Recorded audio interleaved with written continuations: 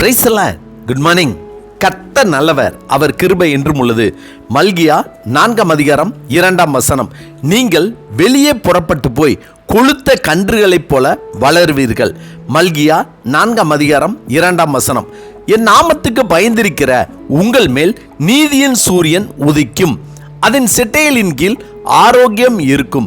நீங்கள் வெளியே புறப்பட்டு போய் கொழுத்த கன்றுகளைப் போல வளருவீர்கள் என்று மல்கியா தீர்க்கதரிசி மூலமாக சேனைகளின் கர்த்தர் நமக்கு சொல்கிறார். ஆம், கர்த்தருக்கு பயப்படுகிறவர்கள் வெளியே புறப்பட்டு போய் கொழுத்த கன்றுகளைப் போல வளருவார்கள்.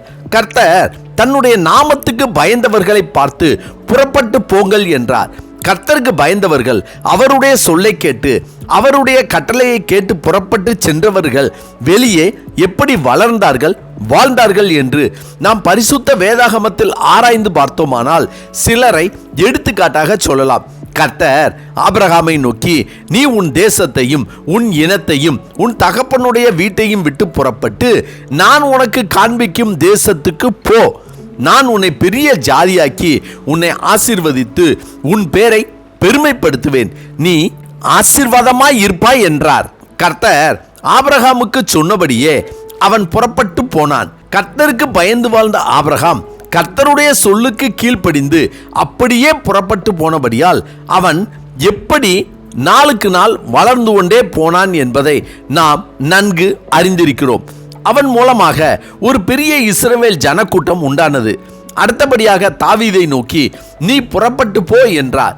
கர்த்தருக்கு பயந்து வாழ்ந்த தாவீது கர்த்தர் சொன்னபடியே தனக்கு எதிராக யுத்தம் பண்ண வந்த சத்துருக்களையும் பெலிஸ்தியர்களையும் தனக்கு உண்டான எல்லாவற்றையும் கொள்ளையடித்த அமலேக்கியர்களையும் எதிர்த்து புறப்பட்டு போய் அவர்களை ஜெயம் கொண்டு தனக்கு உண்டான எல்லாவற்றையும் மீட்டுக்கொண்டு அவர்களையும் கொள்ளையிட்டு நாளுக்கு நாள் வளர்ந்து கொண்டே வந்தான். இதற்கு காரணம் என்ன என்று பார்த்தோமானால், கர்த்தர் நீ புறப்பட்டு போ என்று சொன்ன பொழுது அவன் புறப்பட்டு போய் அனைத்திலும் வெற்றி கண்டான். கர்த்தருக்கு பயந்து வாழ்ந்த எலியா கர்த்தர் சொன்ன வார்த்தையை கேட்டு புறப்பட்டு போய் ஆசகேலை சீரியாவின் மேல் ராஜாவாக அபிஷேகம் பண்ணி பின்பு நிம்சியின் குமாரனாகிய யெகூவை இஸ்ரவேலின் மேல் ராஜாவாக அபிஷேகம் பண்ணி எலிசாவை தன் ஸ்தானத்தில் தீர்க்கதரிசியாக அபிஷேகம் பண்ணினான். கர்த்தருடைய வார்த்தையை கேட்டு புறப்பட்டு சென்ற எலியா ராஜாக்களையும் தீர்க்கதரிசிகளையும் அபிஷேகம் பண்ணும்படியாக கர்த்தர் அவனை வளரச் செய்தார்.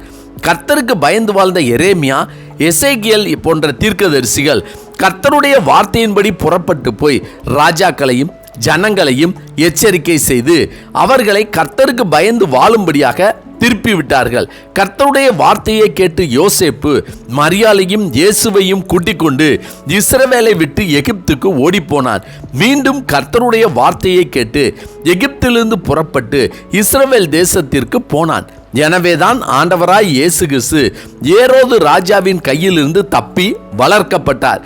ஆண்டவராய் இயேசு கிறிஸ்துவின் வார்த்தையை கேட்ட சீசர்கள் புறப்பட்டு போய் மனம் திரும்புங்கள் என்று பிரசங்கித்து அநேகம் பிசாசுகளை துரத்தி அநேகம் நோயாளிகளை எண்ணெய் பூசி சுஸ்தமாக்கினார்கள். கடைசியாக ஆண்டவராய் இயேசு கிறிஸ்து உயிர்த்தெழுந்து அவருடைய சீசர்களை நோக்கி, நீங்கள் புறப்பட்டு போய் சகல ஜாதிகளையும் சீசராக்கி பிதா குமாரன் பரிசுத்த ஆவி நாமத்தினாலே அவர்களுக்கு ஞானஸ்தானம் கொடுத்து நான் உங்களுக்கு கட்டளையிட்ட யாவையும் அவர்கள் கைக்கொள்ளும்படி அவர்களுக்கு உபதேசம் பண்ணுங்கள். இதோ உலகத்தின் முடிவரியந்தம் சகல நாட்களிலும் நான் உங்களுடனே கூட இருக்கிறேன் என்றார். அதனால் தான் கர்த்தருக்கு பயந்து வாழ்கிற ஜனம் உலகெங்கும் பரவியது, உலகெங்கும் வளர்ந்தது. கர்த்தருக்கு பிரியமானவர்களே, நாமும் கர்த்தருக்கு பயந்து வாழ்ந்தால் அவர் சொல்கிற இடத்திற்கு நாம் புறப்பட்டு போனால் சமாதானத்தோடு சந்தோஷத்தோடு வெற்றியோடு ஆசீர்வாதத்தோடு வளரலாம், வாழலாம். ஆமென். ஜெபிப்போமா.